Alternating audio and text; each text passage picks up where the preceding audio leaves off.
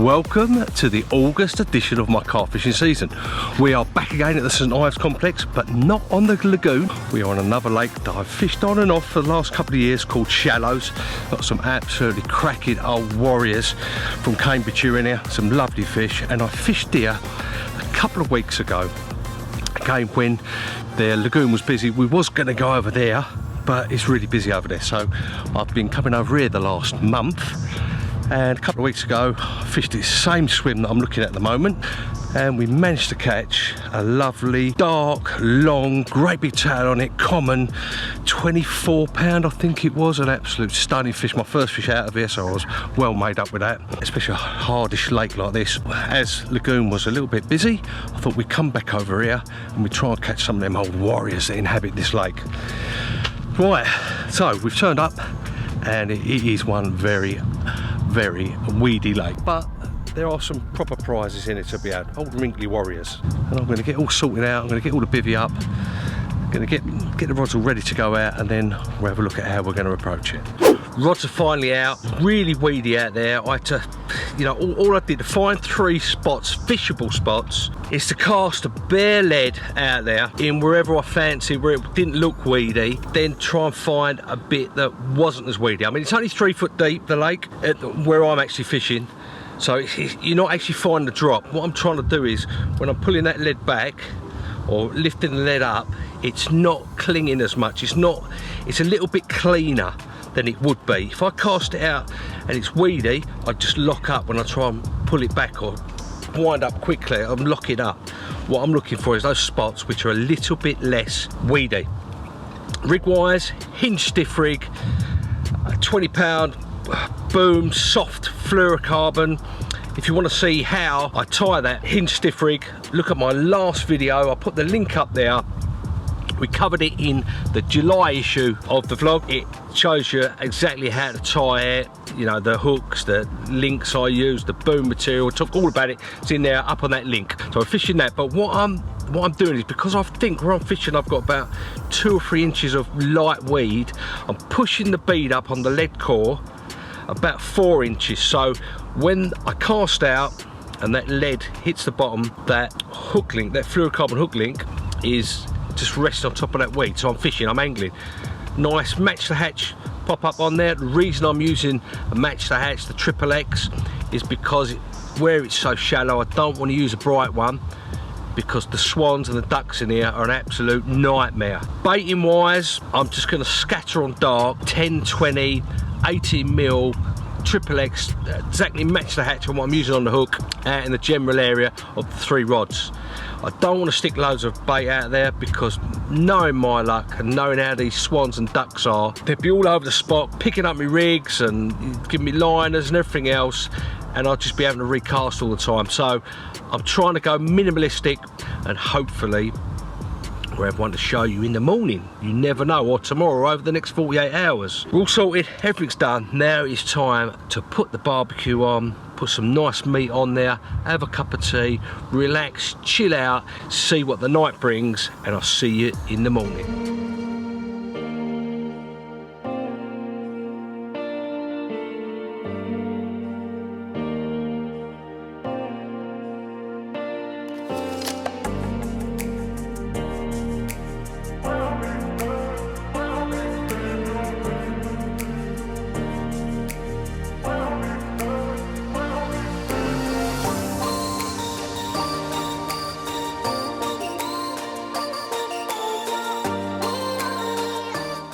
Check out this old warrior of a carp, Cambridgeshire, crusty old, wrinkly old warrior this is. Let's give her a little bit of water.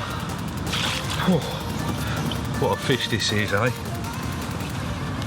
Proper old mirror, 40 pound 6 ounce. Look at this bad boy, look at that. 40 pound 6 ounces. St Ives Lakes carp. Absolutely blown away with this one. Proper old crusty old thing it is. An old warrior. I've seen it all over the years. Look at the head on it, like a horse. Right, I'm going to get her back. Bless her.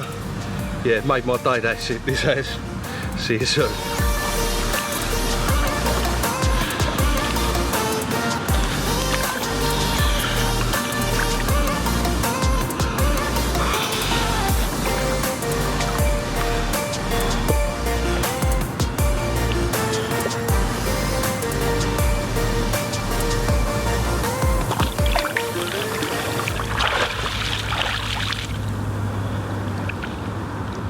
Well, that was a nice early morning wake-up call, wasn't it? And what an awesome creature that is. One of the 18 from the shallow lake. What a fish, what an old wrinkly old warrior that is. So it's time to have a celebratory cup of tea. I've got the kettle on, and that can only mean one thing, can't it? Yes, you've guessed it, it's Biscuit of the Week.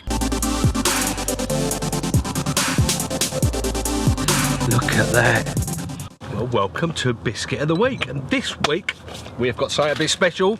We've always got something special, haven't we? But I was in Morrison's, I think, and I came across these bad boys. Now this reminds me of my childhood. Who remembers these? Who remembers them when they were a kid?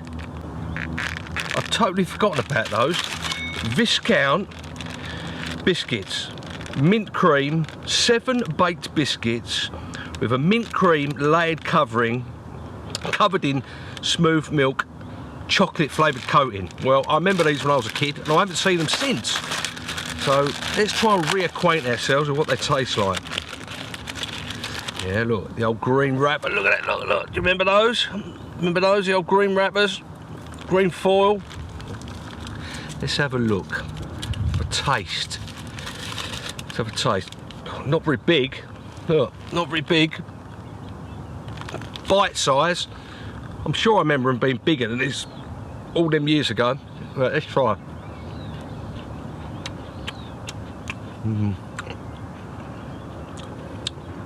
They're alright. Minty on the top. I'm sure I remember them, and a lot more minty cream stuff on them. I just think with the times and cost cutting, they're not as good as they used to be. They're still good. I'm getting it wrong. I'm still liking them, but I don't know if I liked them better when I was a kid. Probably. But let's open another one. Have a look at him, look, have a look at him, look. Only smaller. And look. Look in there, look. Look at that, look. Only looks like there's a little bit, doesn't it? A little bit of the mint cream. Well, I'm sure the original Viscounts, the whole lot. Let's do the ultimate test, the dunkability. Oh, hold it up okay. Melted. Yeah, I think I prefer them better. They're not a dunkable biscuit. They're not like a digestive or a ginger nut. They're Viscounts. They're more to be eaten without being dunked. But that's a definite win, I think. I think they're only about 50 pence as well for 7. Oh, there you go, look. That is your Biscuit of the Week. Give them a go in Morrison's. Biscuit by Lions Biscuits. There you go. There is your Biscuit of the Week. Well, I hope you enjoyed that Biscuit of the Week. Not as good as I expected, but then nothing is from your childhood, is it? And I'm sure they've changed it. It's not got as much goodness in it. Doesn't taste as good, and they've definitely got smaller. But, you know, another Biscuit of the Week done and dusted. Well, the afternoon's wearing on. It's looking good. Not as warm as it was yesterday. And we've seen a few fish milling about on top. They've been coming and going and just doing their thing today. So it's going to be time to redo the rods soon. Now, last night I had 2 rods on the Match the Hatch, the Triple X, what I fed the 18 millers in the, just it got dark, I fed some of those out there around all 3 hook baits, but I had 1 on a white Northern Special +1, all 3 on the hinge stiffies. And that was the one which caught me that beautiful fish this morning. So I'm going to swap over to all 3 on the Northern Special whites, Northern Special +1 whites. They've been glugged up and I've been prepping them for months and months and months with the sweetener and the Northern Special booster liquid.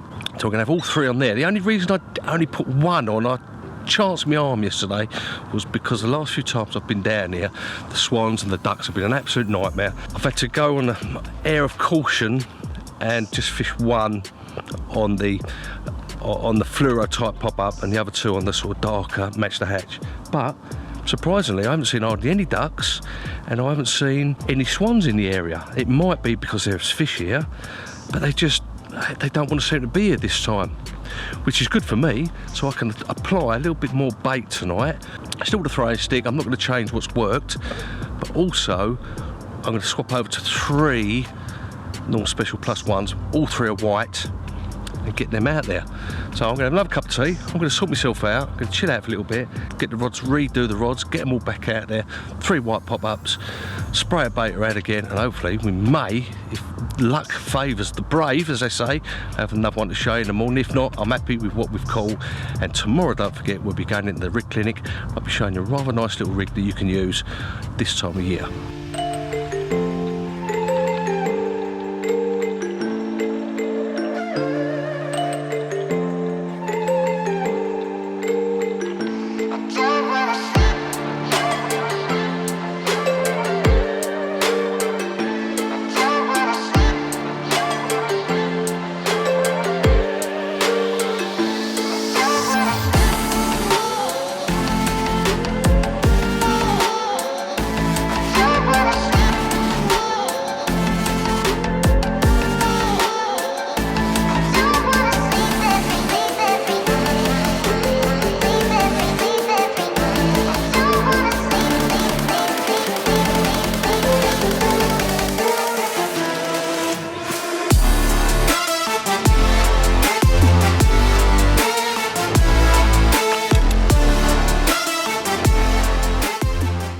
Well, welcome back. I'll give you a little update before dark o'clock. Rods are all out and done. Look at them out there, look. Absolutely perfect. Looking absolutely stupendous out there. But look at this. Look at this here. Look, watch, look, watch. Look at that, look, look. Look at that cooking up.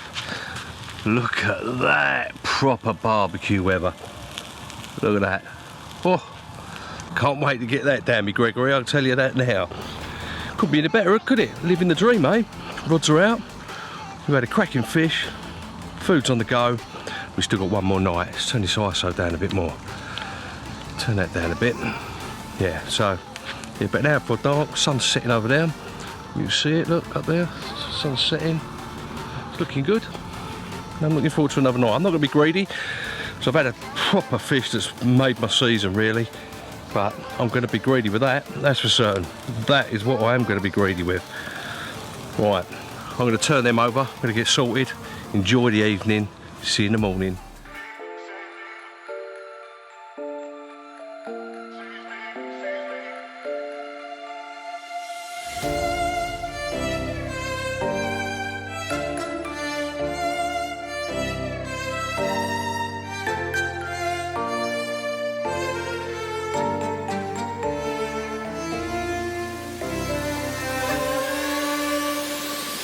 Never sees me, I'm losing every battle.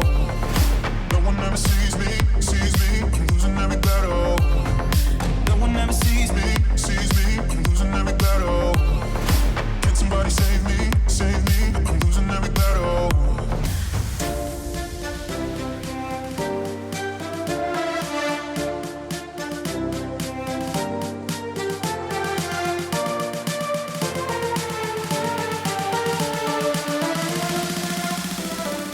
Well, good morning.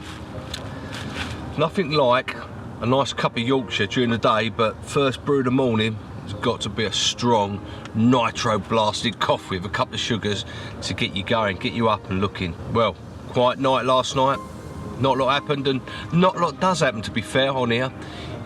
In the night times, it's more of a day water, hence why I'm up at first light. Just got first light about half an hour ago. Coffee in my hand, and I'm just looking out, expecting what's happening out there.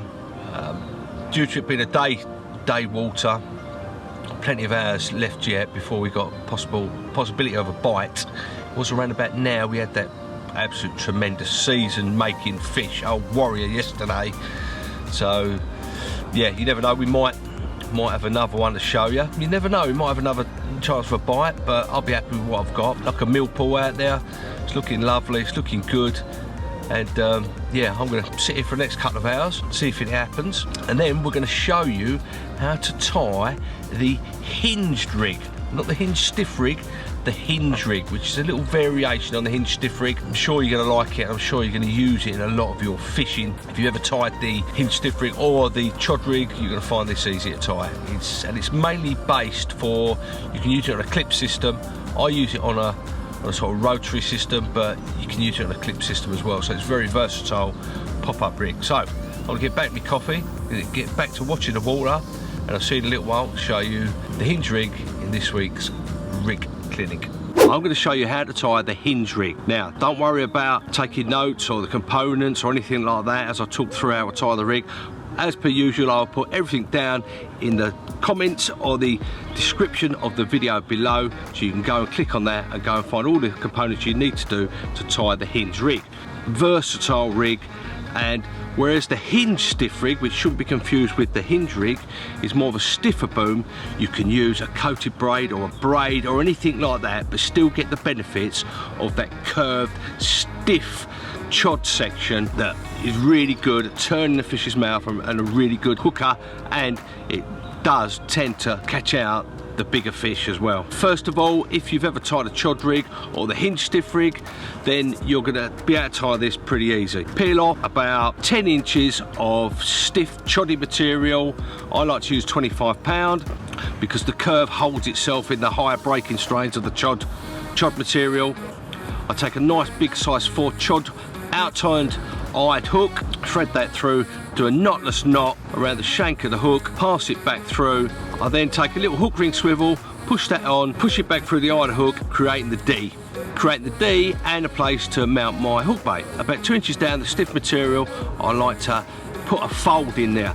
This is where we're going to attach our boom material to the stiff section via an Albright knot. So I like to kink that, I like to pull it down about 2 inches. You can have it any size you want, but as a general rule, I like to have the height of my pop-up about 2 inches. That's the hook section done. Now we want to do the boom section, and as I said, we're going to attach them via an Albright knot, which I'll show you in a minute. Now for the boom section, you can use any coated hook link or even just a braided hook link. I like to use a tungsten coated hook link. With a tungsten coated, it sinks like a brick, so you don't have to use any putty on the hook link. I peel off about 12 inches of this, depending on how long I want my boom section to be, and then I use a stripper tool and I strip off about 6 inches. I thread the uncoated braid up through the little kink that I've made in the hook link material, whip round 6 to 7 times going up towards the hook, and then I whip back down about 4 times, making sure to put the tag end back through the way I came originally. Wet this down, tease it down, and then you should have anything between 1 centimetre and 3 or 4 centimetres of the uncoated braid attached to the coated braid. It will take practice, it will take time with the Albright knot, getting used to it and getting it so you can get the minimum amount of uncoated braid onto your hook section. Trim both tag ends off to make it nice and neat. Apply a nice bit of putty, take your time with this, make it all nice and neat, and then put the curve into the hook section. Quite easy, either through steaming or through the heat in your thumb is how I like to do it. And then all we need to do is to thread on a anti-tangle sleeve. I like to use, again, a tungsten infused anti-tangle sleeve, so you can get everything flat on the deck and I don't need to use any putty on the boom section. Tie a little loop in the end, push that up ready to attach to our quick chain swivel. Last but not least, all I need to do now is to mount our hook bait. Take a chosen hook bait, take some floss, thread it through the little hook ring swivel, push the hook bait onto the hook ring swivel and the floss, trim it, blob it down, and there you go. That is your hinged rig. Very versatile rig, especially if you're not confident tying the loops with a hinge stiff rig, and if you're fishing over uneven ground, then you can use the hinge pop-up rig like I've shown you how to tie it. Get out there, give it a go, let me know how you get on with it, and I'll see you for the next rig clinic. Well, I hope you enjoyed that rig. It's a really good rig. Just give it a little go and let me know on my Instagram page, or let me know in the comments below if you use it or you're going to use it. Well, we're all packed up, all ready to go. That's it, all the kit's packed up. All that's left out now is the rods in the water. All I've got to do is to reel them in, and it's time to go home. Hope you enjoyed Biscuit of the Week, hope you enjoyed the rig clinic, hope you enjoyed the vlog, and I'll see you for the next one.